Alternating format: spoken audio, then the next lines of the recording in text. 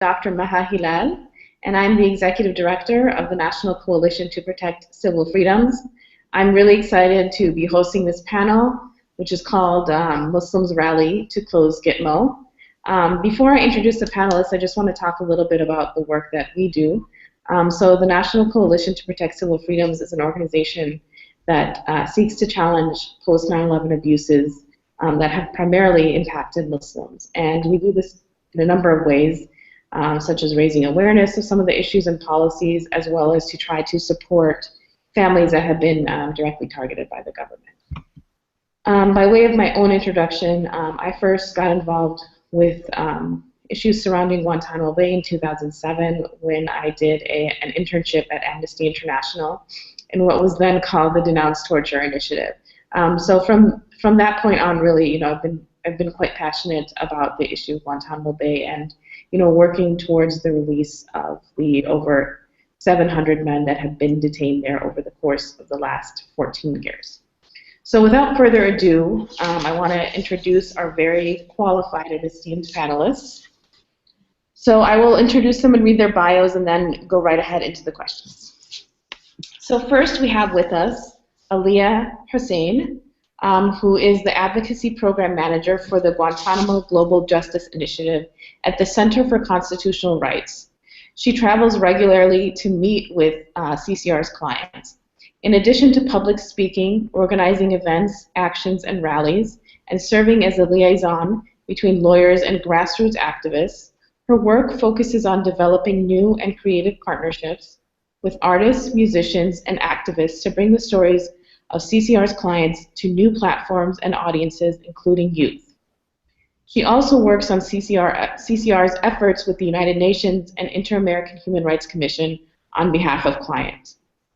Prior to coming to the Center for Constitutional Rights, Aliya was a legal assistant for the American Civil Liberties Union Women's Rights Project. She graduated from Vassar College with a degree in history and holds a master's degree in gender development and globalization from the London School of Economics and Political Science. Next we have Noor Mir. And Noor Mir joined Amnesty's DC office as a field organizer in September 2014. As a field organizer for the Mid-Atlantic region, she is responsible for mobilizing members around campaigns and actions, one of which is closing Guantanamo Bay.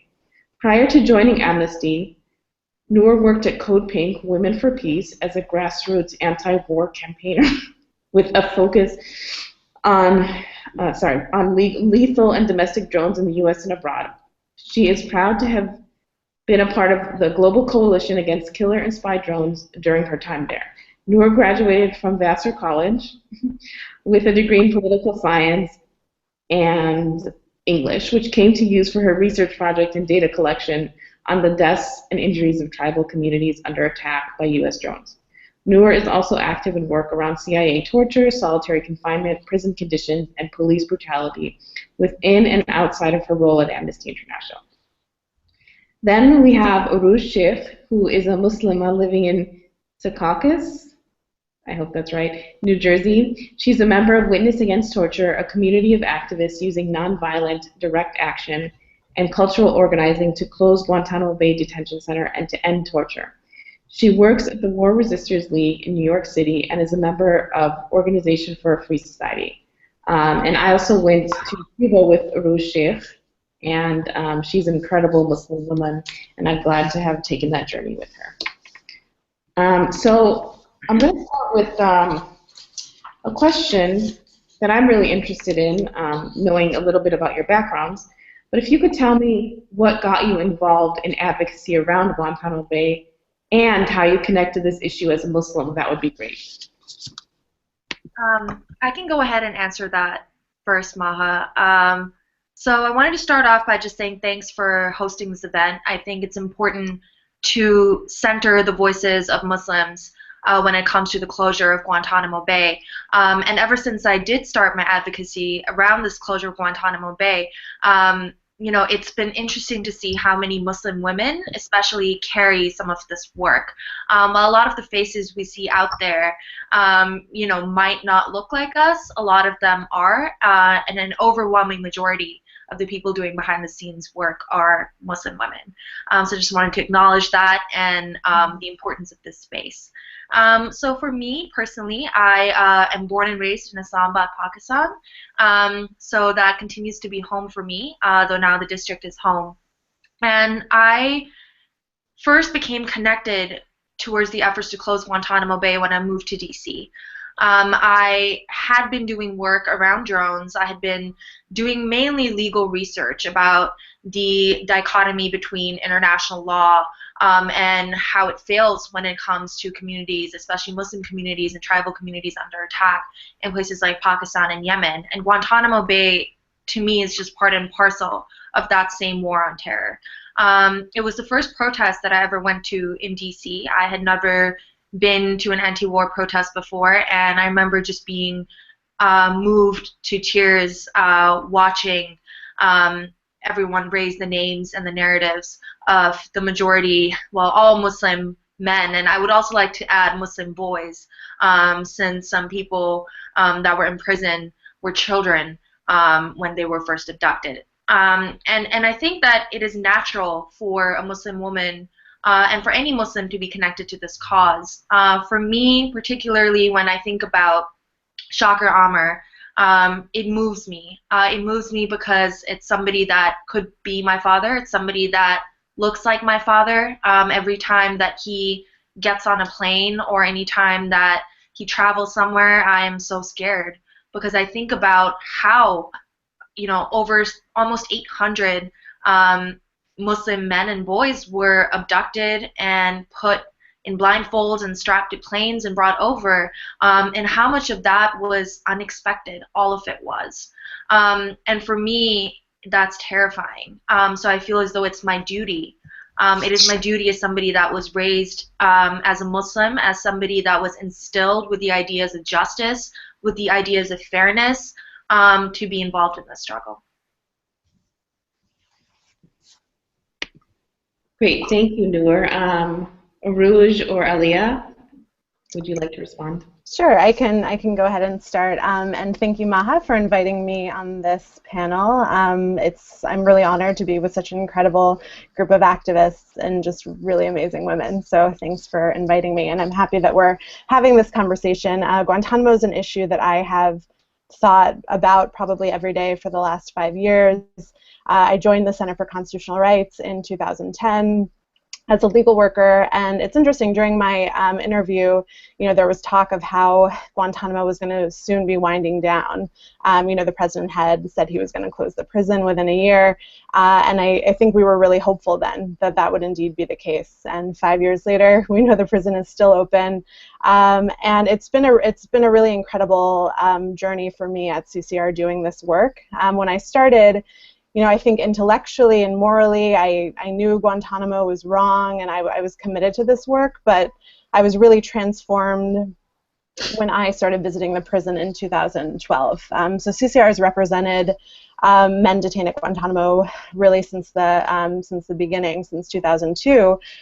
So when I went down to the prison, I had absolutely no idea what to expect. You know, Guantanamo was created to isolate and dehumanize these men who were there. So just even the act of meeting with them and seeing firsthand their humanity felt really incredible. And it also, you know, made me recognize sort of what a unique position I was in, right? Not that many people can say that they have been to Guantanamo and have visited men there. So, you know, there were two things that really struck out to me, that the men were more like me than different. So I made my first trip when I was 27 years old, and the majority of our clients are my age or just a few years older. They've spent over a decade there, and they've grown up there. You know, we've talked about politics, we've talked about family.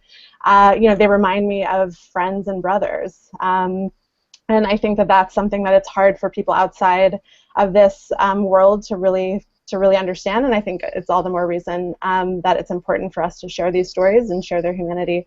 The second thing that was striking was sort of this power relationship, right? I mean, the men there are guilty until proven innocent, or more appropriately, guilty until proven human.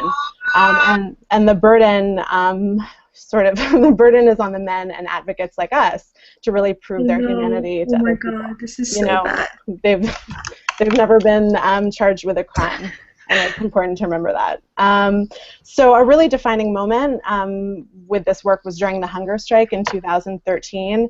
The stories coming out of the prison were so harrowing, and I think that's when I sort of noticed a shift in my own relationship with the work. It really moved me in a way that made it my personal commitment to do everything I could to tell their stories. It also was an opportunity for me to check my own privilege. I'm a Pakistani American Muslim who grew up in North Jersey. I've had a lot of privilege and opportunity in my life, and I wanted to use my role as an advocate for these men to ensure that their own vision for change is something that was central to our advocacy work. And so much of the work that we all do is challenging power, but I really wanted to use this as an opportunity to help build power. And I think the hunger strike was a really perfect example of how the prisoners' collective protest and their voices started coming out of the prison. So, and also it's been inspiring to see really how faith and a sense of community have kept our clients alive and allowed them to persevere despite the injustice. And that's something I think too that's really influenced how I live my life every day. So, Uruj, I would love to hear your response. Wait, hold on, we cannot hear you. Can you talk now? Can you hear me now? Can you hear me now? Okay, awesome. Thank you so much, Maha, for having us. And thank you. Yeah, and this is like an amazing group of people to be here with, and thank you for creating this space for us to talk about our relationship to the organizing work that we do to challenge like Islamophobia. What got me involved in closing Guantanamo work was sort of like more broadly organizing around injustices and having a really, I guess, systemic analysis of the way that oppression and privilege work in our world. I am born and raised in Jersey City, New Jersey, and definitely felt the impacts of 9/11. And pre and post 9/11 Islamophobia, and the new version of it after September 11, 2001. I also was a student organizer who did anti-war work. I did some work around closing down military recruitment centers, and did some anti-war work in college, and I started working at the War Resisters League a few years ago, and I sort of come at this with an understanding of how the project of sort of building empire and controlling resources requires controlling people and exploiting people, and Guantanamo represented all of those things, and actually is a huge aspect of U.S. imperialism. So things like torture and dehumanization are things that in our society we don't often talk about. When we talk about Guantanamo, we talk about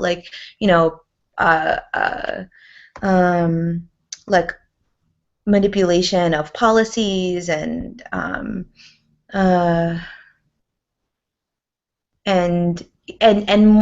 things that might be palatable to politicians or whatever, and we feel like we have to prove whether or not what we're saying is factual.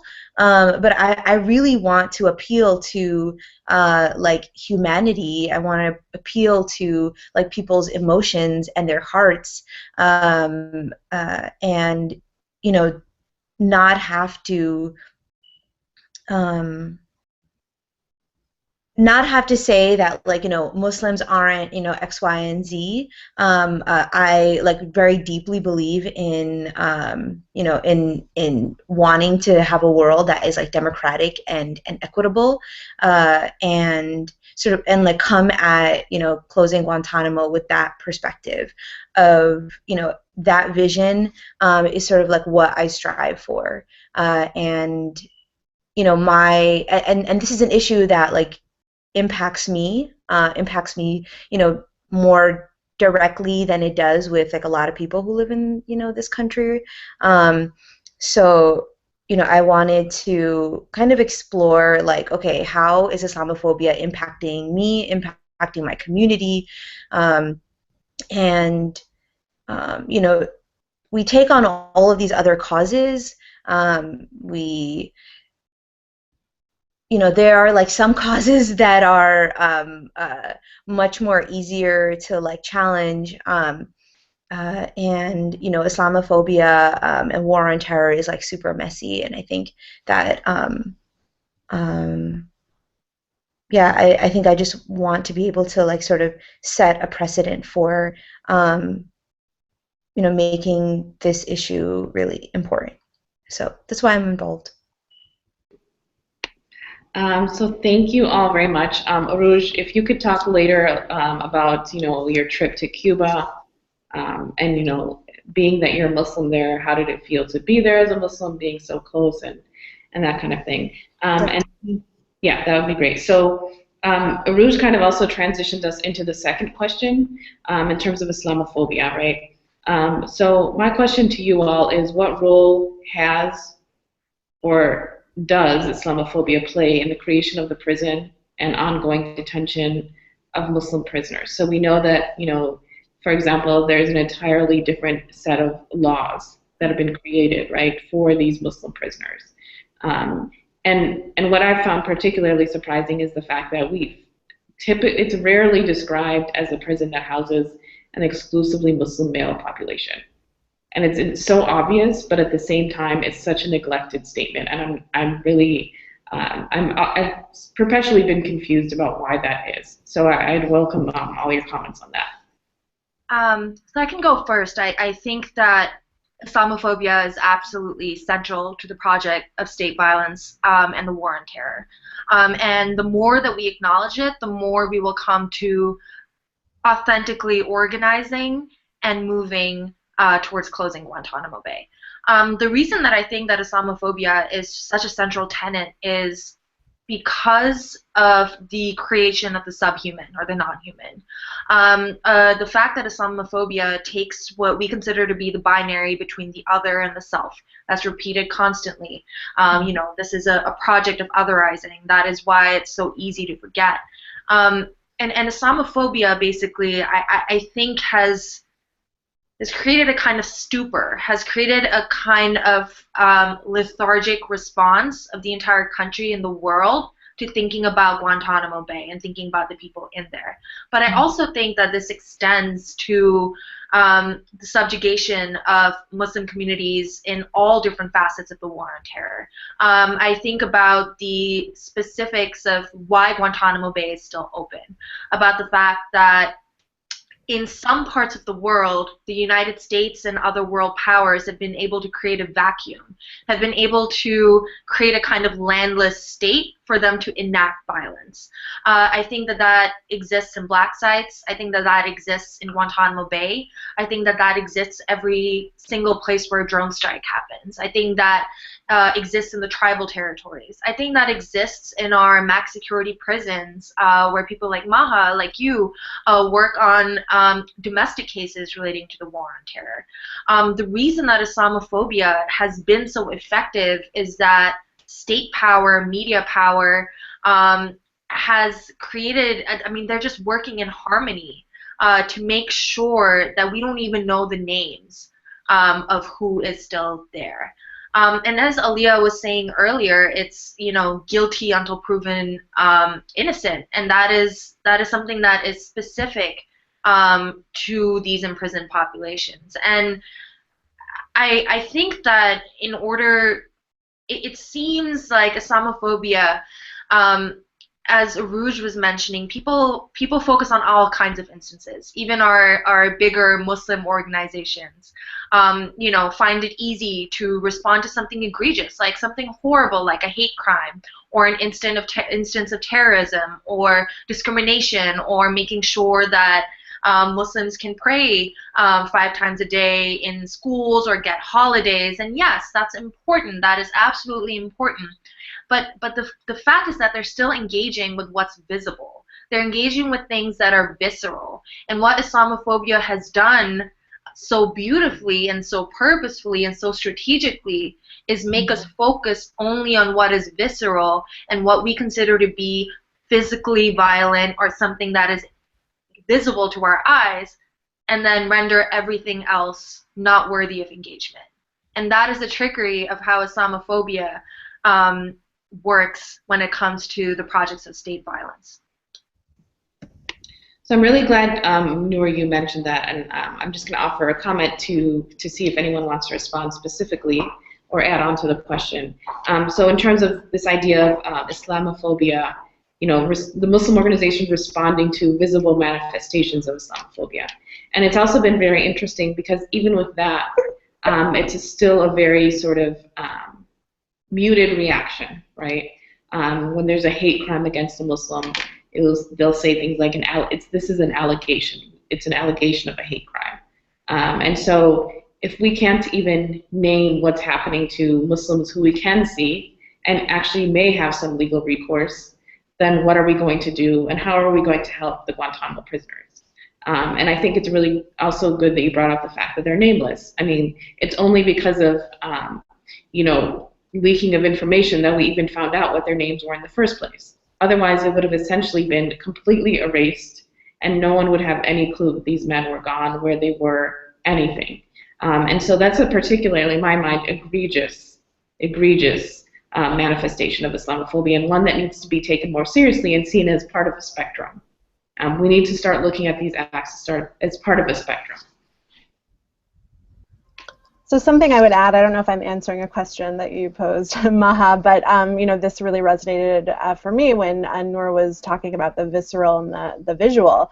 And I think about the declassified executive summary of the Senate torture report that came out in December 2014, and how in black and white, we know that, the U.S. government tortured people, and that torture is illegal in domestic law, international law, but nothing has been done about it. I mean, there's been no accountability. And, I think that for many of us who do this work, it's the question is why? How can something that is illegal and so heinous continue to go unpunished? And I think we know the answer, which is that these are Muslim men, these are brown bodies, and they're not deserving of the law or human rights. So I think that that's just a moment where I think many groups were hoping that would be a shift, perhaps at least in accountability work, to finally have so much of these gruesome details, which had until recently been kept classified. Once having that public, things would change, and we see that they haven't. And I think that that's because of so many of the issues that we're talking about. And also, just to go back to how Islamophobia, I think, is responsible for the continuing detention of prisoners. The narrative of these men as dangerous, of returning to the battlefield. We can't release them. We need to stay safe. Not only is this a very dangerous narrative, but it's just not accurate. And going back to statistics, and sometimes statistics are convincing, sometimes they're not, but the majority of the men who remain at Guantanamo have never been charged with a crime. They never will be charged with a crime. Many of them are cleared for release, which means that every national security agency with a stake in our government's security has approved them for transfer. So when politicians are using this rhetoric and saying that these people shouldn't be released, it's really harmful, I think, both for perpetuating this misconception of who is there, and also really just harmful for the possibility of release, you know, for these men who've spent over a decade without charge to begin their new lives. And, you know, President Bush released over 600 men. By the end of the month, on Sunday, Guantanamo will have been open longer under President Bush, President Obama. So, you know, I think Islamophobia, too, just is playing a role in really preventing the closure of the prison and how men there are being treated. They're being treated as less than human. They are, you know, hunger strikers are being force-fed. There's a lack of access to adequate medical care. Many men are in near solitary confinement. So, you know, I think I think Islamophobia can play, you know, both a major role in the creation of the prison, but just, you know, the day-to-day life in Guantanamo as well. So thank you for that. I think that's really helpful. And one thing that kind of struck me while you were talking is the idea of, you know, dehumanization. And this is something that absolutely needs to be looked at when we're thinking about the ways in which Islamophobia has directly impacted Muslims. And it's interesting when you look at various pictures that are released of the prisoners. For example, the pretty famous picture of Khalid Sheikh Mohammed that I think most people have seen, right, where he has, like, you know, like his shirt is cut and like there's a lot of hair on his like shoulder and back, and it just looks like he's been ruffled up. And so the idea really is that, you know, these people are less than human, and we're going to portray them in the worst way possible so that they look as dangerous as possible, so we can justify all subsequent policies. And so they're not so subtle, but at the same time, if you're not really thinking about how these forces are at play to help justify the policies, then it becomes especially problematic. And for people that are less aware, if this is all they see, then they are more likely to support perhaps many of the measures that incriminate these men. So I'll let Uruj respond to that. Yeah, and I just want to build on that, on the ways that we sort of fill in the blanks with like Islamophobic assumptions. So like filling Guantanamo with Muslim men captured in the Middle East and South Asia, like complemented the occupations of Iraq and Afghanistan, right? So the implication is that their imprisonment is connected to those wars, or like connected to the lies that led to those wars. And there's a fallacy in presupposing that there is some sort of like legal justification for their imprisonment. You know, like we feel in the I feel like our like what Islamophobia does is it like Noor said, like creates an us versus them sort of mentality, a like West versus the East, and you know, like we fill in the blanks with, oh, like they must have been tried, they must have been charged, there must have been some sort of review by, you know, military commissions, and that there is actual like guilt upon imprisonment, but oftentimes there is like no like juridical process, and like Aliya said, just complete disregard for the rule of law, you know, like actual like human rights violations. Like this is not just rhetoric, that there are actual like violations of the law, and then also like law created to permit violations, and law that is like shaped by Islamophobia, like the Patriot Act, for example. So those just my 2 cents, and you know, I sort of co-sign on what has already been said about, you know, the relationship between Islamophobia and Guantanamo, but also like the relation. But another thing I want to add is that, you know, Islamophobia like builds on all sorts of and reinforces all sorts of manifestations of white supremacy. So all like marginalization and oppression and exploitation and violence on people of color, on Black people in particular in this country, the like systematic violence, you know, the different versions of state violence, both domestic and abroad. And oftentimes the line is like so blurred. I think that Guantanamo is is an example of that. And you know, for me, like closing Guantanamo means challenging Islamophobia, and also means like challenging white supremacy, because you know Islamophobia works with like xenophobia and anti-black racism to prop up like you know systemic violence towards people of color for you know the benefit of very few people. So I think that you know yes, like people are oppressed. Like through Islamophobia, Muslims, Arabs, South Asians, people that are perceived to be Muslims are, you know, are thought of as deserving of acts of violence. But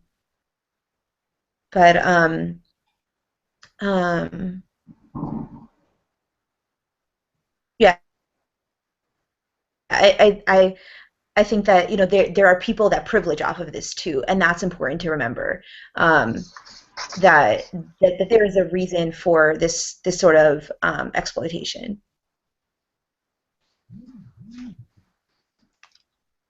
Well, that was really great. And I think, you know, another thing I think of when I think of Islamophobia are some of the more egregious cases, right, that have come out of Guantanamo Bay. One being the case of Omar Khader, who was a Canadian citizen and was the first person since World War II to be prosecuted for war crimes while being a minor.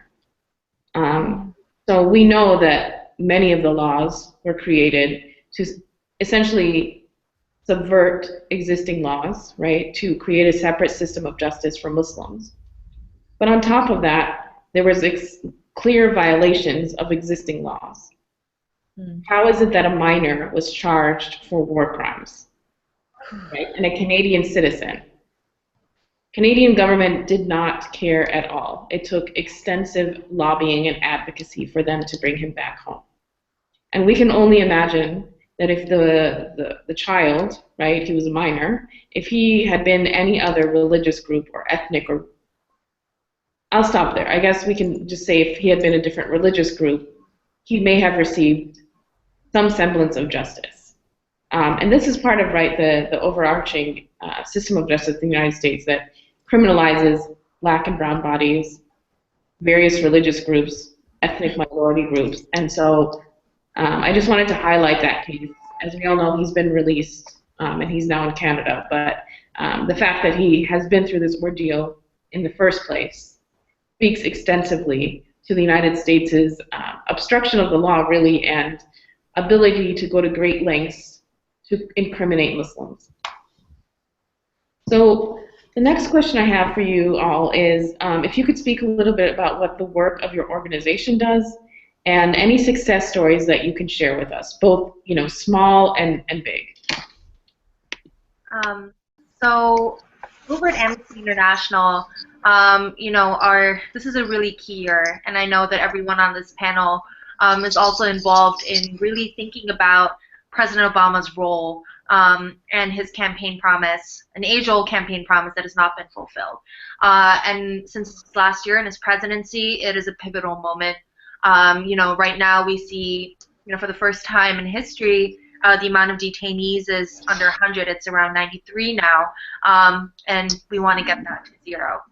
But something that we're thinking about and working on as well at Amnesty is the topic of who deserves justice.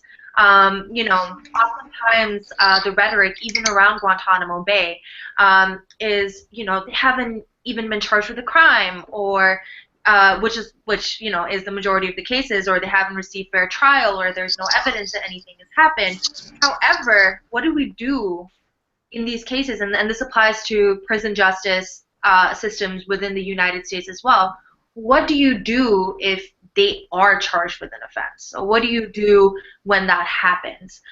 They are still subjected to torture. They are still subjected to you know, unfair practices. They are still subjected to solitary confinement. They are still maybe subjected to the death penalty. And I'm really proud of Amnesty for deciding to focus on a handful of cases where this is what's going on. Because I think that it begs the bigger question is, and I know we'll talk about this later, but what happens when you are found guilty? Even in a very broken justice system, right? What happens? So that's what Amnesty is focusing on basis for the next few months around this question of what happens if somebody is found guilty. And something else that we are focusing on is what happens after these detainees are transferred. And I know we'll be talking about this a little later, but Noor Mir, who's the director of our program, Security with Human Rights, said, what happens when it's Guantanamo Bay but with a different zip code? And my worry is that with President Obama and his obvious, he should be rushed to close Guantanamo Bay, but what happens when they're all moved? What if they are all moved into max security prisons here in the U.S.? In Kansas, for example, what's going to happen to them there? In a country where there are thousands of people in solitary confinement every single day, where the United States has imprisoned people for over 30 years in a cell the size of a parking lot, such as the case of Albert Woodfox and Angola 3, that really begs the question of how far are we willing to fight? How far are we willing to go if that happens? And I think that that's something we're beginning to flesh out at Amnesty International, and I know that a lot of other groups are doing the same, but we can't settle for that solution. We should not, and I think, at least with all the people on this panel, I know that we will not settle for that kind of solution. So, Noor, I think that the point you brought up is really great in terms of, where does justice lie if a person is found guilty? And it's really quite interesting how, the entire legal system and criminal justice system is designed to deal with individuals who have been charged with some sort of crime, who have been found guilty. So why is it that when it's a Muslim who's found guilty, or when it's a Muslim who's committed a crime, that all of a sudden we no longer know how to handle it, right? Why is it that we feel the need to resort to a completely different set of standards for what counts as justice? And that's really important, so I'm glad you brought it up. And so it would be great to hear from you all, Aliya and Uruj, on this question as well. So a little bit about what CCR works on, and I think this goes to what Noor mentioned as well. Sort of, Guantanamo in many ways is not exceptional, and I think we see, we see this in a lot of the other work that the center does. So just a few issues that my colleagues here at CCR work on, which I think ties into the idea of connection. So, so since 9/11, we still have a challenge to the discrimination, profiling, torture, and illegal detentions of Muslims in the U.S. beginning in 2002 when Muslim, South Asian, and Arab non-citizens were rounded up on the basis of their religion and detained in extremely restrictive and abusive prison conditions. That case is called Turkmen v. Ashcroft. We have a case challenging the policies and practices at communications management units, CMUs, that are designed to isolate certain prisoners from the outside world. In that case is RFE Holder. And a somewhat more recent case is challenging the NYPD's suspicionless surveillance of Muslim Americans in New Jersey solely because of their Muslim identity. And that case is Hussain versus the city of New York. And to the question of success stories, it's not often that we find moments, I feel like, of victory or celebration in this work, so I do think it's important to sort of point them out when they do exist. CCR has used both law and advocacy to really, together to achieve social change, and the law isn't always on our side, but sometimes it is. So that the two cases I mentioned, Turkmen and Hussain, there were some really good decisions that came out of the Court of Appeals just in the last year. And I'm going to nerd out and read a quote about the quote that came out from the Court of Appeals in and our surveillance case, which I think speaks again to what we're talking about, you know, sort of state violence and a history of targeting certain communities.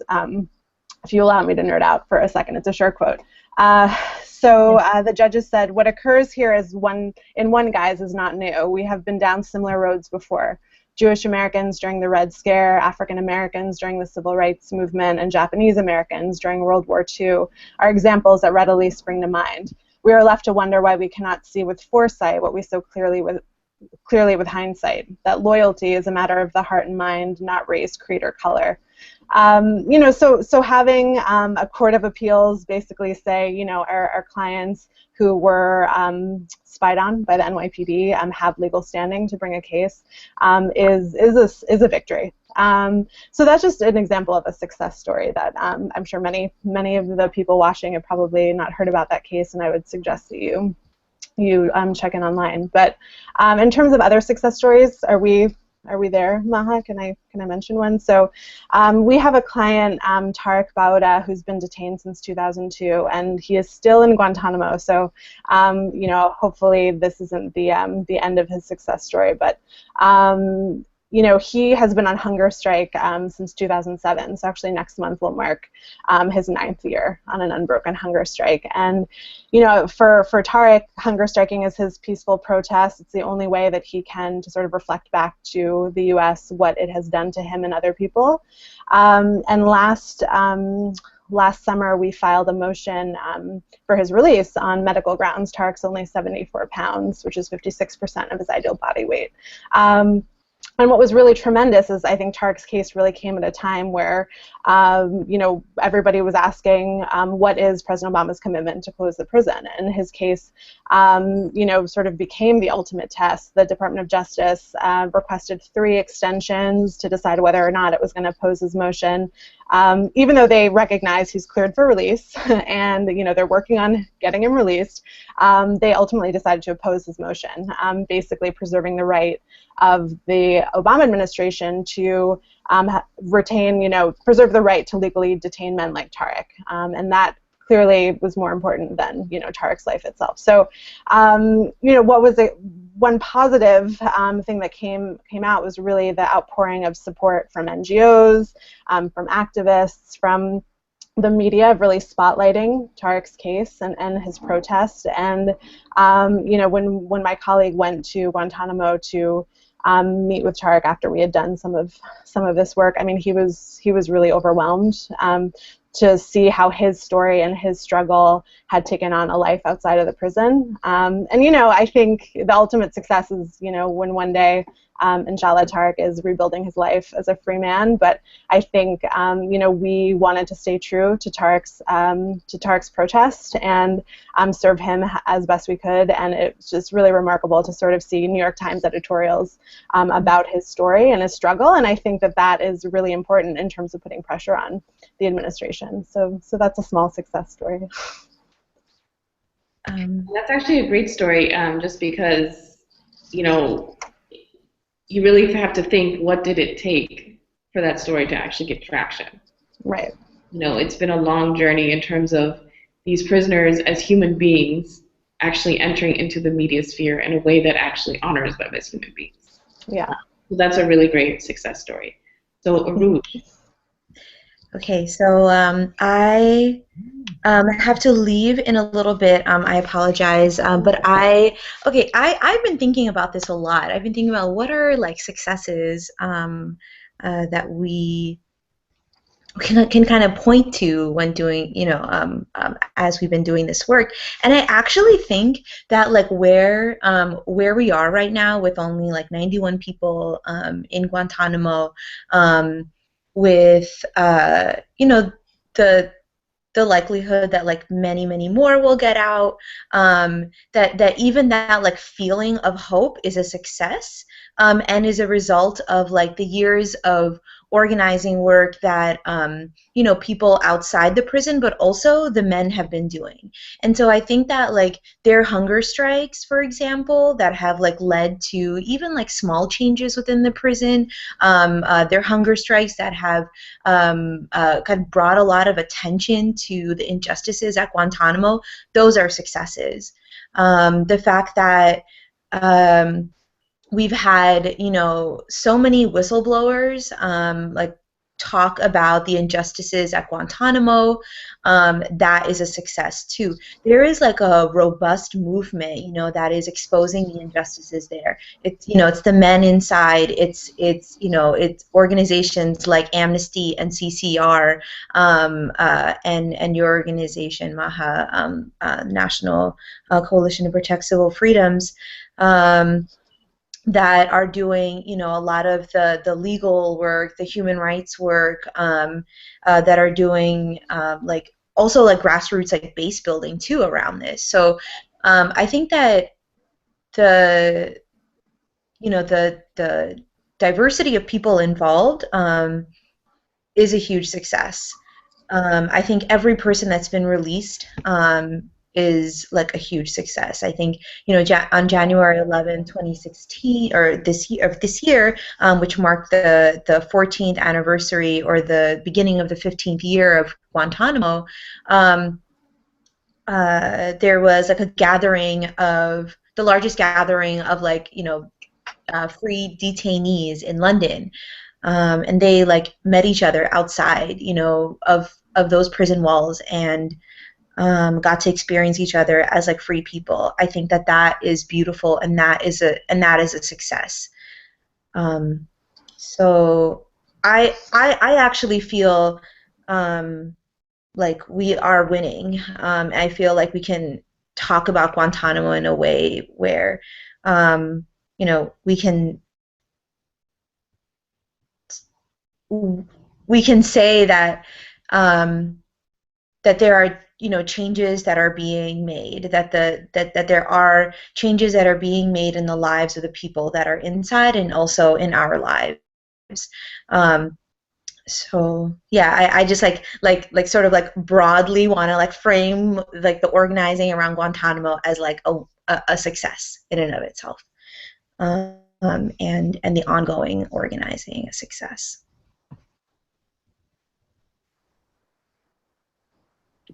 Before you leave, Uruj, can you just talk briefly about the trip that we took to Cuba and your idea of what success looked like in that case, and how it is that you think it contributes to the larger cause?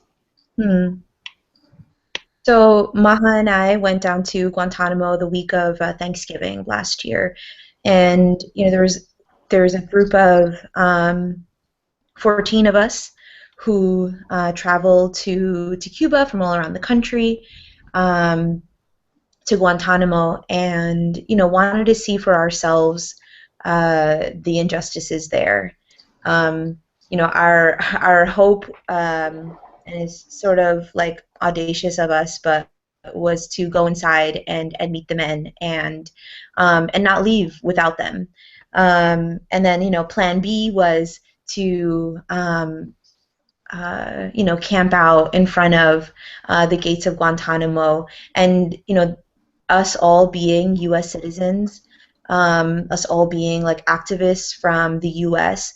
drew a lot of attention to this trip. That 14 Americans would leave their families during a national holiday, would sort of deprive themselves of sustenance because we were fasting, at this time where people across the country were indulging, and so that sort of juxtaposition, I think, drew a lot of attention to us, but also drew a lot of attention to why we were doing what we were doing. So we were fasting because we were in solidarity with the men in Guantanamo who were fasting.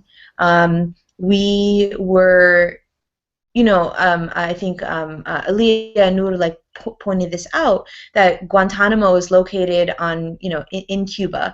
Up until last summer, most Americans couldn't travel to Cuba so freely, as we can now with visas. So I think that there's the prison's been sort of hidden from us, and us going there was visibilizing it, and also like visibilizing, you know, the men that are inside. So we performed a few rituals and actions that highlighted the stories of every person that was still inside, and I think there were about 104 at the time.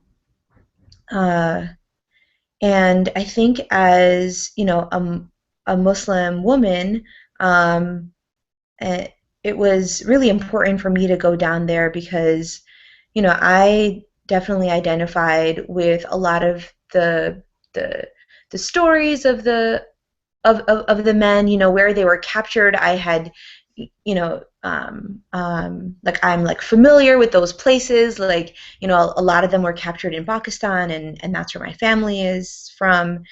So I think it was like everything just hit so close to home. And there's a lot of fear in being able to kind of make that that like connection between yourself and like someone that has been like deemed by, you know, your country, by like your government, by, you know, even an international community as, you know, probably guilty or potentially guilty or definitely guilty, you know. There's Yeah, I think we took like a huge leap of faith, and challenged a lot of like fear internally, around the advocacy that we do. I mean, sort of like I work with Witness Against Torture, and a lot of our actions are sort of like small scale. They are in you know, they're sort of like confined to like, you know, a location or like a town or a city or whatever, and this trip like drew a lot of attention to the work that we do, but the work that we do is highlighting the stories of the men, and so in that way it like kind of brought some sort of like humanity to the people that are trapped inside and have been. So I think that trip in and of itself was a success, because of, you know, the attention we got on Democracy Now! And Rachel Maddow, and you know, for a while this story had been kind of put on the back burner in mainstream news, and for a moment it kind of like entered into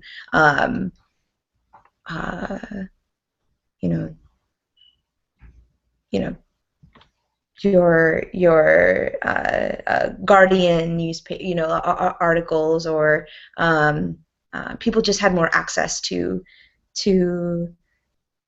understanding what Guantanamo was all about, and sort of like recalling that, oh yeah, like Guantanamo is like still open. I think because people hadn't heard of it heard about it in a very long time. I think people were under the assumption that it was closed too. I mean, you hear all sorts of assumptions about like who's inside, how many people are inside, like what happens inside, and I think that you know, us going there like helped to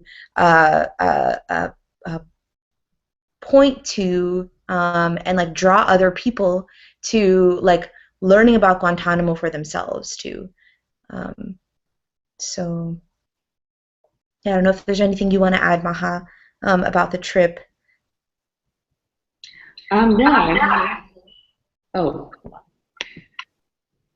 So it was definitely a great trip for me personally. You know, as a Muslim, I felt like I was, you know, really connected to the men in that space. Although we were separated by 2 miles, it felt like 800 miles. And so that was sort of a very difficult, you know, sort of emotional challenge there. And I recall that, you know, I spent a lot of time crying for the prisoners, and I know everyone with me, every single one of my comrades that were with me were also crying. And so it was indeed very hard, and I, you know, have been doing research on Guantanamo and advocacy for all these years, and yet I still could only get 2 miles away. And those 2 miles, again, are like 800 miles. And, you know, to me, Guantanamo Bay is I would have to say, one of the most egregious examples of the abuse of Muslims in the war on terror, by far and large. And so it's always kind of been difficult to realize that fact, right? And to realize that, there really isn't an end in terms of the ways in which the state will go to punish Muslims, and in particular, Muslim men directly and Muslim women indirectly. So with that in mind, I want to talk a little bit more specifically, right, about the question that's been on everyone's mind. Is Obama going to manage right to close Guantanamo Bay prison? So I want to hear from you all about why it's important for him to close the prison, and also what are some of the biggest barriers. And I'd be interested to hear your comments on what are sort of the more legitimate barriers and what are the barriers that he purports to have in trying to close the prison.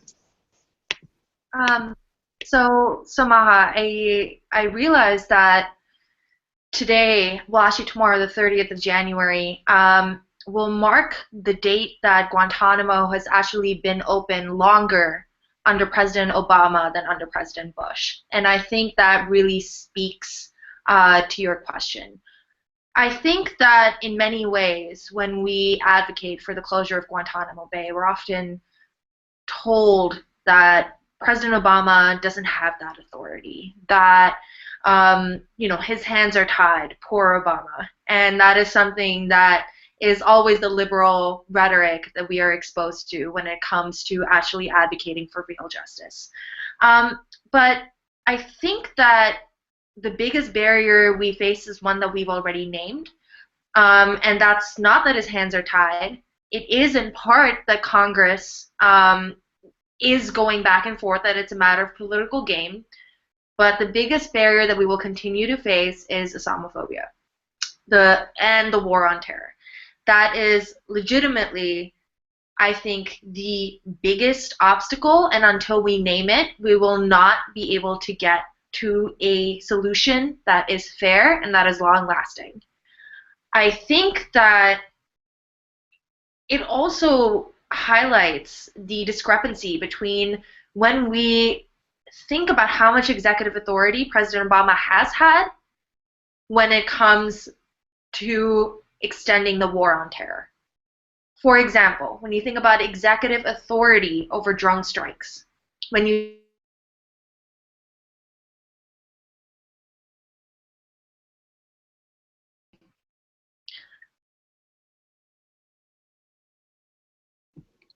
Noor, we're having a little bit of a hard time hearing you. However, when it comes to Guantanamo Bay, suddenly that executive authority seems to not exist anymore.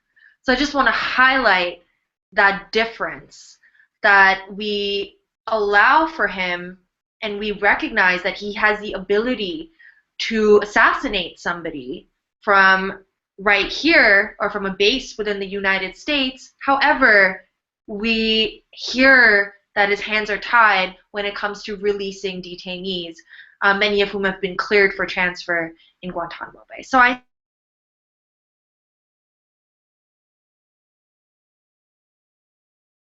terror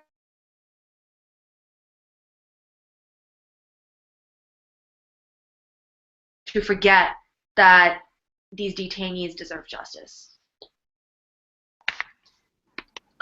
And just to piggyback off of what Noor said, all of which I completely agree with, I think it's important for, I would probably say, 3 reasons that Obama closed Guantanamo. The first is the human cost of the prison.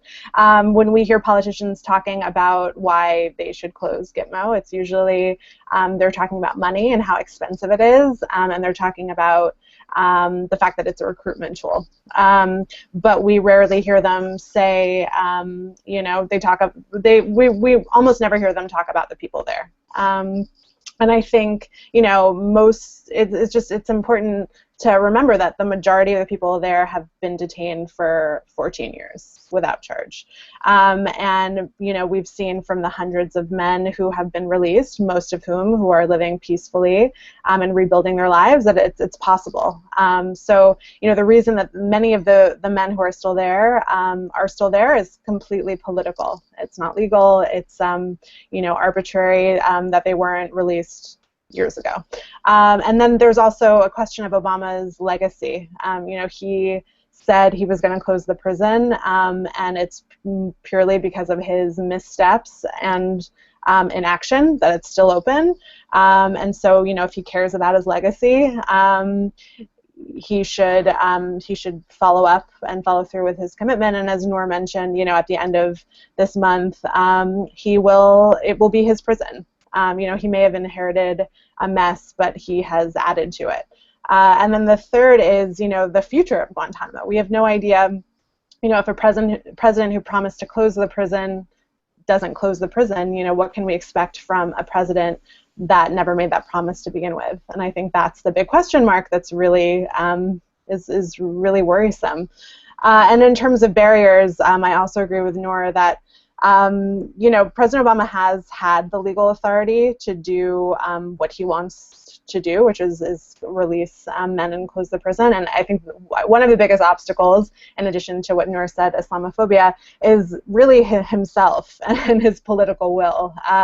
There are things that Obama can do right now without the help of Congress, who, yes, have put some onerous restrictions on his ability to transfer people.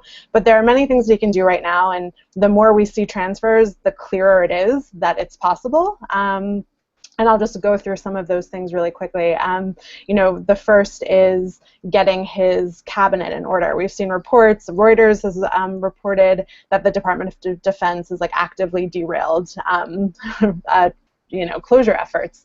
And in what other context do we see members of an administration just completely obstructing efforts of the commander-in-chief to do something? The second is the Department of Justice is reflexively opposing habeas petitions of prisoners like CCR client Tarek Bawada. If the Department of Justice decided not to oppose them, a judge could enter an order which would actually expedite release and possibly allow the congressional restrictions not to apply. And then the third is the periodic review boards. A number of men are in this, too dangerous to release, but not enough evidence to try, which our position is that, all people at Guantanamo can either be safely released or should be tried in federal court. So, this category of people, at a minimum, should be subject to the review of the Obama administration's sort of administrative process, and that has been going very slowly, and hopefully we'll see it pick up. And the majority of men who've gone through that review have actually been cleared for release, and some of them have been released, which I think just goes to show the arbitrariness of that category to even begin with. So there are really concrete things President Obama can do today that he's not doing. So when we talk about obstacles, I think that in itself is a narrative that has been convenient for President Obama. But if he demonstrates the political will, I think we'll hopefully see some progress.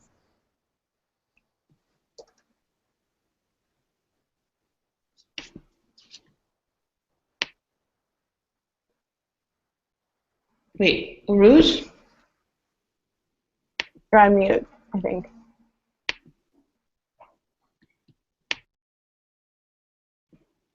Okay, try. Hear me now? Yes. Okay, great. So I'm sorry, I have to leave in just right after this, and I'm going to be missing everyone's brilliant comments. But what I wanted to add is that, all of these things that we've sort of listed, that Obama has the power, that Congress is stalling. I sort of fear that will make us all cynical that he can't close it, or that it won't be closed, and that sort of dismiss even working on closing Guantanamo because of all of the political barriers. But I really want to, I don't know, ask people to sort of push beyond that, push beyond the belief that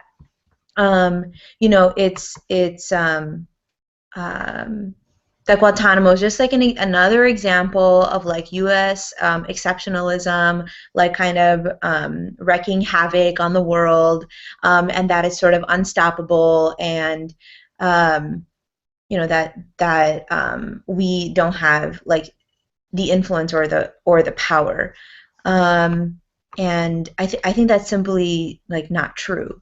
So I guess like that's sort of like the last thing I kind of want to leave us on is that, you know, kind of believing that Guantanamo can't close ignores the like risk-taking, direct action, the vigilance, and the mobilization inside and outside the prison, and to sort of like taint or just like cover all of that by just like focusing on like lack of political will by Obama and his administration and Congress really doesn't paint like a full story.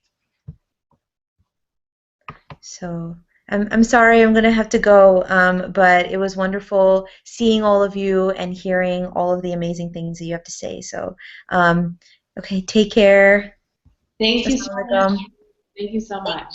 Thank you so much for organizing this. No, it was a pleasure having you, really. So thank you. All right, thank you. So Aliya and Noor, I'm going to ask you guys a few more questions.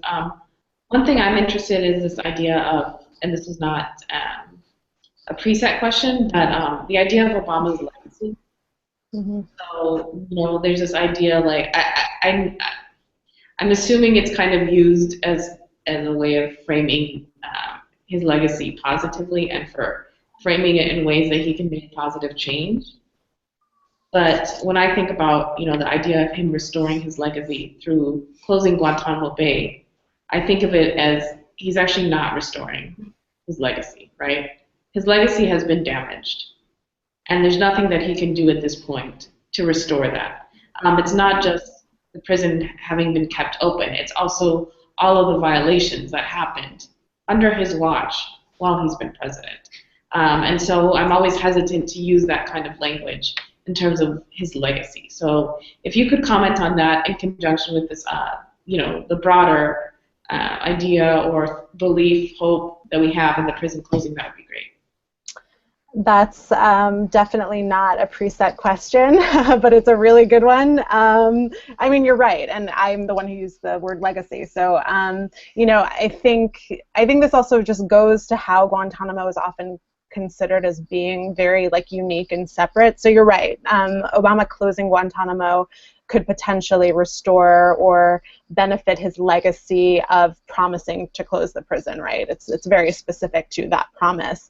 But we've seen, of course, like an incredible and dangerous expansion of, you know, presidential power. And I think Noor can speak to this because I know she's done so much organizing around drone killings. But, you know, I think you're right. Obama's legacy, Guantanamo aside, has been damaged. And I think, you know, when I just remember, you know, voting for President Obama, and I have this ad because I worked at the ACLU at the time of his election, and you know, this ad from the New York Times was something the ACLU took out, which basically had his, you know, as president, I promise I will do these things, and you know, is on my wall in my office is just a reminder of how far we've gone. And you know, it's just all that is to say, I mean, you make a great point, and you're right. I mean, the legacy question is just very specific to, can Obama show leadership on a campaign promise that he had and is the most known for, but it doesn't address the many other things that he has continued in his administration, and that he's also kind of created in his administration. And I'd be interested to hear Noor talk about that more through Amnesty's work. But I'm glad you brought that comment up, because you're right, sort of this idea of legacy goes beyond the Guantanamo issue and to so many of the other issues we just talked about in the last hour. So So at Amnesty, we tend not to engage with electoral politics much. So I'm going to say this is me.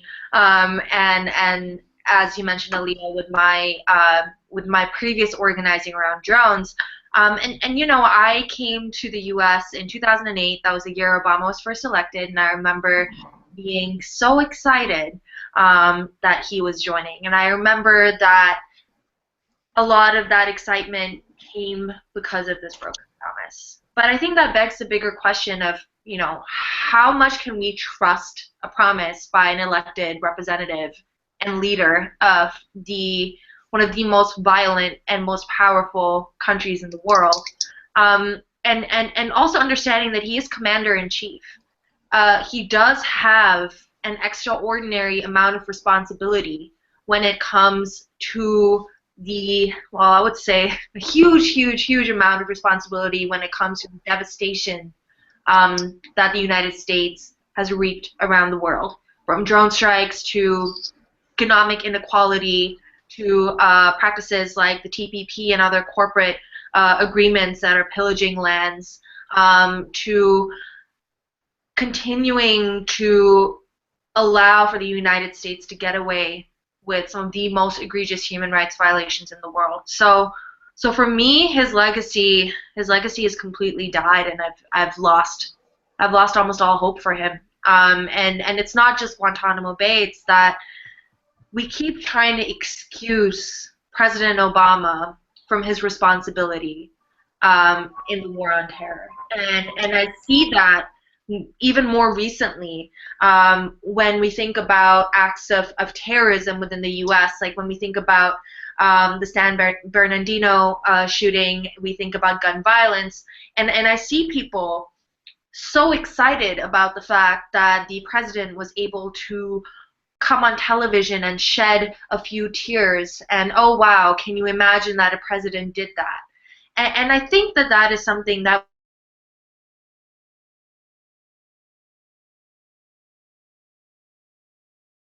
violence is that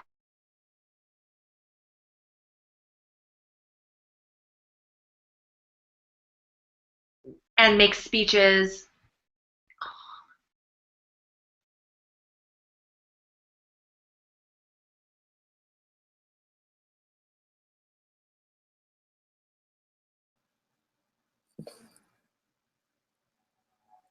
Looks like we lost Noor temporarily.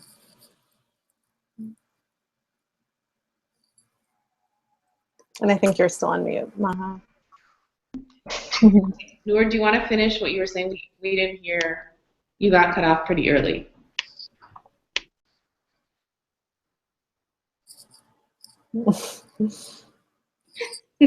Okay, so, you know, recently Obama made, in the State of the Union, right, Obama said, I will keep working to shut down the prison at Guantanamo. It's expensive, it's unnecessary, and it only serves as a recruitment brochure for our enemies. And so when I think about the idea of legacy, yeah, we can think about the fact that it would, you know, improve his own legacy in terms of, yeah, like you said, like his leadership. Is he able to do what he said he would do when he was campaigning? But it's very interesting that the language he uses does not in any way, shape, or form acknowledge the humanity of the prisoners there, acknowledge any wrongdoing from the US government. It's only because of these policy rationales that we need to close the prison. And so to me, that's more evidence for the fact that I don't think his legacy can ever be restored human rights-wise. Yeah. And I would just add to that, Maha, because I think maybe Noor mentioned it earlier, or Uruj, but you know, a core component of President Obama's plan to close prison, even when he started, is moving prisoners to the U.S. And that's something he was trying to do in 2009 and 2010 and wasn't able to do it. And you know, we hear now just from news reports that this plan to close Guantanamo includes moving a number of detainees to the U.S. and basically importing indefinite detention. So you know, regardless of sort of the legacy piece, like if that is a component of the plan, you know, it's like it's important to remember that that's not closing the prison and ending indefinite detention. So even if he succeeds in closing the prison, you know, that's something to watch out for. Absolutely. Noor, do you want to add anything? Okay, so I hope that this doesn't freeze again, but what I wanted to say is that something that I would wish would come out of this is acknowledging that a lot of these prisoners, prior to being transferred to Guantanamo Bay, were subjected to extreme amounts of torture by the CIA, and of course, this is something that you know, has been purported to have happened within Guantanamo Bay as well. But I'm thinking about that. I'm thinking about the fact that Obama inherited, you know, this that happened, let's say, in around 2002. But what are we doing with that now? And Aliya mentioned earlier, you know, the Senate torture report. That is thousands of pages, but 500 pages of that summary are declassified, and anybody can read that.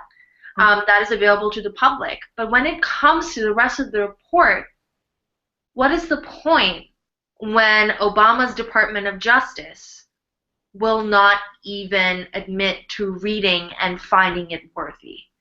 Here we're talking about pages and pages about people that were hung upside down from ceilings on hooks, people that froze to death, people that were waterboarded.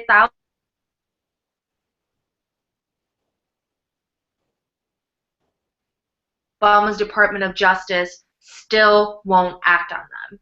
And I think that is what is most hurtful, is that even when something unexpected like the Senate actually taking initiative to investigate torture, when even that isn't deemed worthy, then you end up feeling pretty powerless. So I would say that that's one of those moments where I'm just filled with a feeling of despair, is thinking about the torture report and the fact that some of the stories and the names of people that are within those pages, some of them are still suffering in Guantanamo Bay.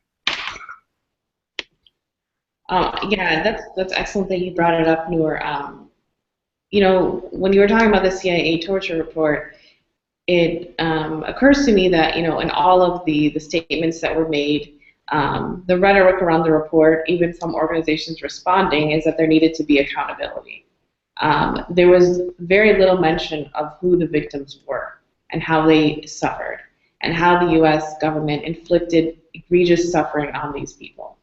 And in the report, again, in the introduction, there was this rhetoric about, we can never let this happen again. This is not who we are as America, and it is who we are as America, right? This is something we know has been widely practiced and practiced on various marginalized groups over the last few centuries. And so in my mind, you know, part of dismantling the system of Islamophobia and part of dismantling the system that oppresses Muslims to this extent is really breaking down and challenging this rhetoric that continues to persist, and especially the rhetoric that dehumanizes Muslims to the extent to which they are not even recognized when they are being abused and named. I mean, there were names in the report. And so, you know, I'm glad you brought that up, and I think it deserves much more discussion. So with that in mind, you know, we've talked a little bit about this in terms of prisoners being released, right? We know that there's been close to 700 prisoners that have been released, right? What in your minds are the some of the challenges that the prisoners face, and what is the U.S.'s obligations toward them? As we all know, there was a Yemeni prisoner, I believe last week, who denied his right to be freed from the prison, and for him to deny that right, out of fear of what was going to happen to him after he was released, whether or not he knew how other former prisoners fared. I think that something that is important to keep in mind is that the majority of these prisoners cannot go home.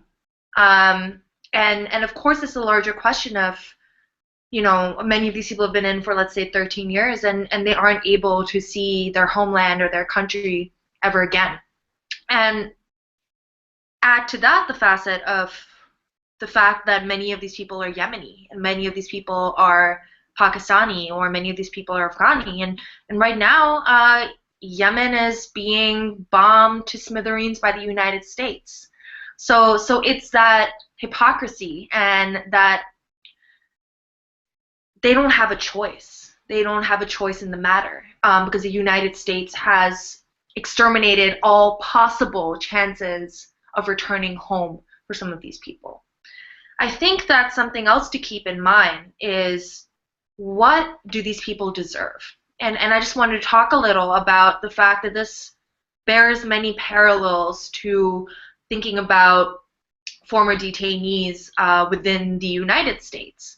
I think about the case of Chicago police torture, where John Burge, who was a police chief in the Chicago Police Department, tortured a majority, over 100 African American men over a span of 10 years, and practiced many of these same practices that we see the CIA do, like forced confessions by placing an unloaded gun in somebody's mouth, beating them, waterboarding. These are all things that happen within police departments in the United States.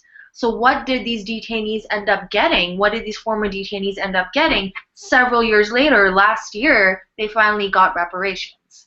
And I know that that was a long process, but something that's important to keep in mind is that after all these years, something that they did deserve was talking about their mental health.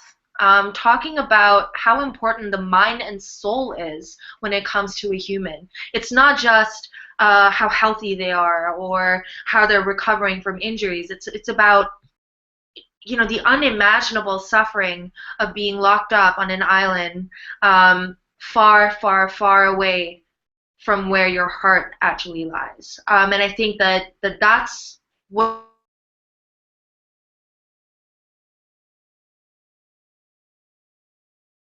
the mental health.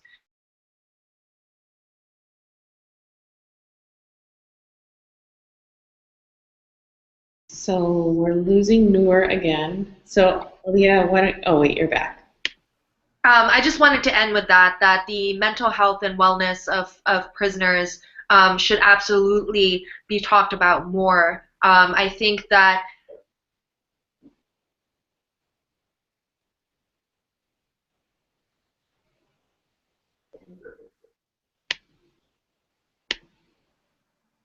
Okay, Aliya, okay, I'll go ahead and answer that. And Maha, thanks so much for asking it, because it's such an important question. And I think, you know, we spend so much time advocating for the release of prisoners that it becomes hard then to really highlight the hardships that come after release. So it's a really great question. You know, Noor mentioned medical care and mental health, and I think that is something that's absolutely necessary. Even just, you know, the stigma of Guantanamo, right? Many of these men are resettled in third countries, which indeed is a humanitarian gesture on the part of the country. But, you know, if you know, we're reading right now in the news that there's a sort of uproar in Ghana right now that just resettled 2 detainees a couple weeks ago. And again, these are men who were cleared for release by the U.S. government, never charged with a crime, and now they have to sort of face, again, you know, being stigmatized for something that they didn't do. And I think that goes to the narrative of Islamophobia, right, also sort of outside of the U.S. And, you know, in some cases, we have 2 clients, a father and son, who were released a few years ago. One was resettled in Portugal, another was resettled in Cape Verde, and something they struggle with is family reunification. They were Syrians who couldn't return to Syria, and, you know, they haven't been able to see each other since release, nor have they been able to be reunited with their family, who I think right now is in Turkey. So, you know, family reunification, you know, lack of sort of certain professional skills or training to be able to get jobs, the stigma of Guantanamo, and also resources. I mean, many of these countries, it's great that they are taking in people, but, you know, they might not have the infrastructure or resources really to care for these people and to get them started. So in terms of the U.S. obligation, I don't think the U.S. feels like it has any obligation. I know under international law, I think the Convention Against Torture, there are some provisions that, basically outline sort of reparations, redress, compensation, sort of many things that would typically govern what you think the U.S.'s role would be. But, I think while people have done a tremendous job rebuilding and moving on, the stories of hardship, are painful to hear because, it doesn't end after release. So yeah, thank you both for sharing that. I recall reading a report a while back called Guantanamo and its Aftermath. It was published out of UC Berkeley, I believe, and it really brought home a lot of the issues in terms of what happens, right, when the prison is closed, or if it's closed, right? And so even when we think about Obama's response in terms of wanting to end this, quote, problem, the problem won't end, and it will never end, because that's what happens when you terrorize, hundreds of Muslim men. And not just because they're Muslim, but because they're human beings who were tortured and detained unjustly. So I always think back to that report and think of how much bigger the problem has become, right? Because the report, as far as I recall, was 66 people were interviewed, 66 former prisoners. And we also don't know a lot about the whereabouts of many of the prisoners. They're sent to third-party countries, right, where we don't really know where they're sent to unless, in the case of Ghana, there's uproar, and we then therefore know they're there. So there are a lot of complicating issues. So, something I've wanted to do is really to start pushing my advocacy in the direction of, helping released prisoners, right? Because if and when the prison does close, albeit we may still have some form of indefinite detention, we'll also then have the issue of trying to help these prisoners, former prisoners, rebuild their lives, which is incredibly important. So I know I had two other questions planned, but I'm going to try to combine them in the interest of time. So my first question will be, what would you tell the Muslim American community about the importance of getting involved on this issue? And then also just generally, for anyone who wants to get involved in trying to close the prison, what should they do? Those are great questions. I think when it comes to the Muslim American community, I can sort of speak from my experience of sort of talking about this issue with friends and family. And, again, this goes back to the narrative of Islamophobia. I think that there are many Muslims in this country who are scared to engage on this issue, or for whatever reason are distancing themselves from this and many other issues. One of our clients, Fahad Ghazi, wrote this beautiful appeal to viewers of this documentary we wrote on his behalf, and there's a line which I think really resonates with me, and he wrote, if you're excused only when you do not know, but now that you know, you cannot turn away. And I think, I think it's really about education and educating people. And if, I've seen my own community kind of start to talk to me about this issue and want to learn about it. And I think public education is really important, not least because, like I said earlier, the people who are in Guantanamo are not that different from us as human beings, as Muslims, and I think it can be transformative to kind of connect with what's going on there, and I think it's important for all of us to really be aware of what's going on in this country in terms of the targeting of Muslims and Muslim Americans.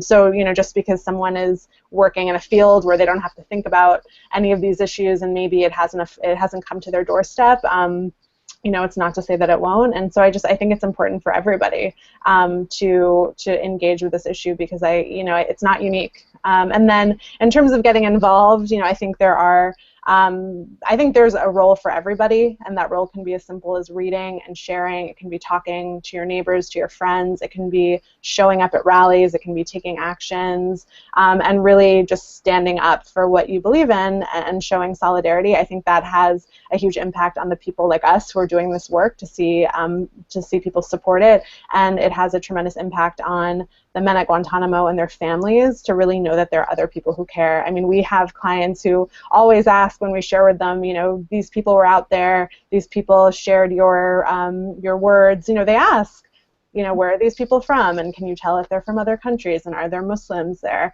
Because it matters for them to not be forgotten, especially by people who they consider part of their own community.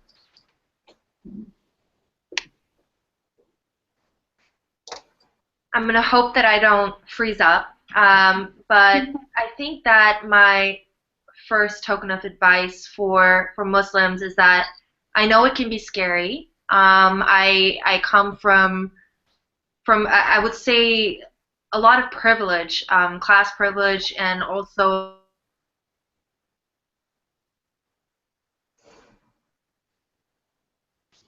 I think it's freezing up again. Okay.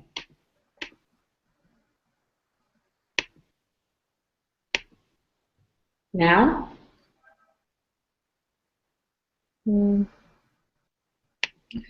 Oh, this is so unfortunate. We'll wait a minute for Noor to come back. And you'll give us a chance, Maha, to end on a positive note, right? Yeah. And then I read the letter that I wrote to the prisoner. Oh, great. Okay, so why don't you end, Aliya, on a positive note. You know, I think it can, and then this picks up on what Uruj was finishing saying, you know, it can feel overwhelming and it can feel impossible, but it's those moments that make a difference in one person's life that matters, and also that collectively, it's important to keep doing this work and to stay engaged. And, you know, I was with Maha and Noor and Uruj in front of the White House on January 11th, and I had a sign with 5 CCR clients who were detained on it. And since just a few weeks ago, one of those men is out, and he's in Oman, and he is a free man now, and he's 31 years old, and he has the rest of his life ahead of him. And you know, that's a moment to celebrate, and we just need to keep rallying around this, and you know, hopefully many more moments like that will come. So a lot's happened, and even this last month, 16 prisoners have been released, and that's something to celebrate.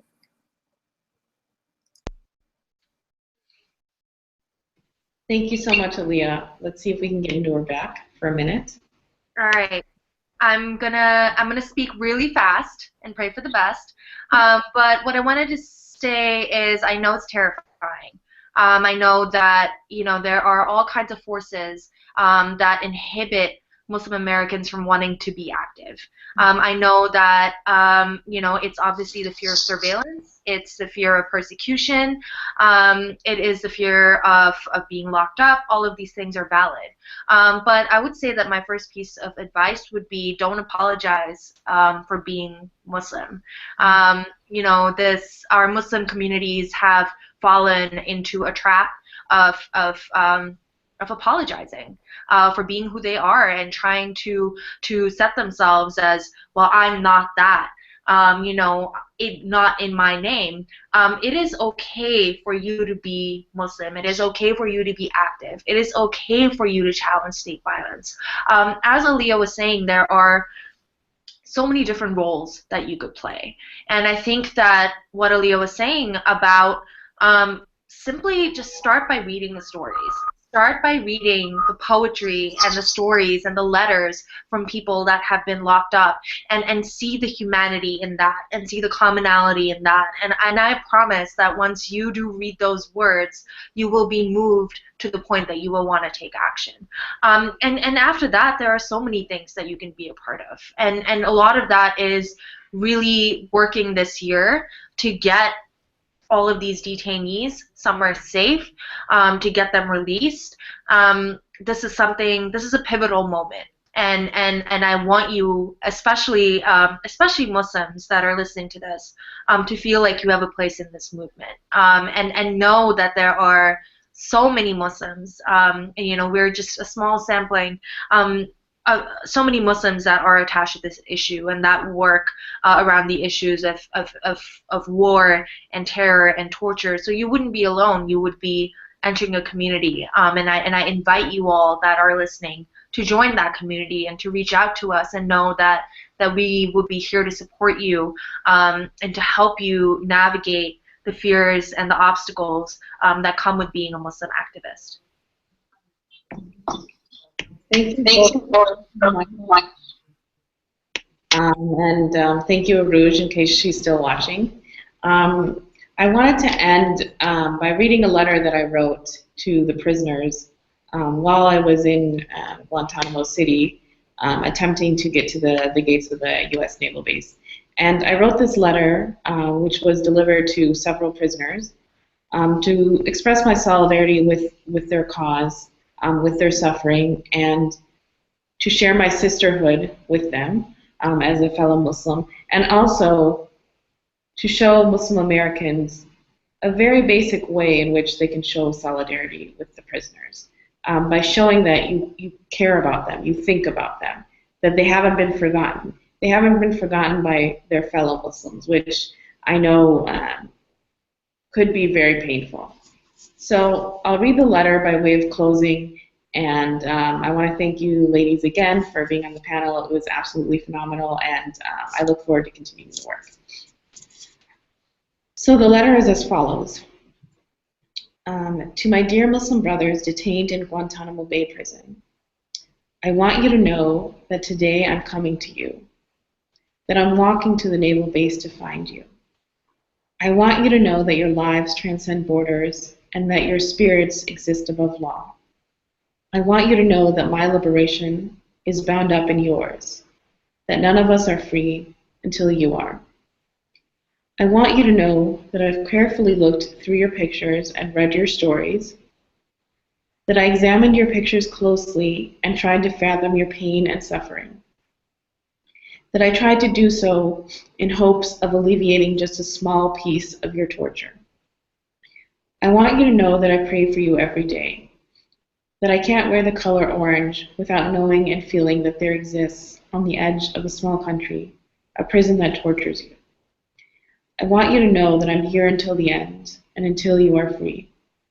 I want you to know that a journey of 1,000 miles begins with a single step, but that I count none except those that bring you closer to freedom and justice. I hope that one day, inshallah, we will greet each other at the mosque, knowing that you are my protector and that I am yours. Until then, dear brothers, be well and rise up, knowing that you are not alone. We hear you, see you, and will never let your lives be in vain. Your sister in Islam. So thank you again to both of you and Uruj for being on the panel, and I look forward to continuing the work with you all. Thank you so much, Maha. Thank you. Thank you, Bye, Noor. Noor. Bye. Bye.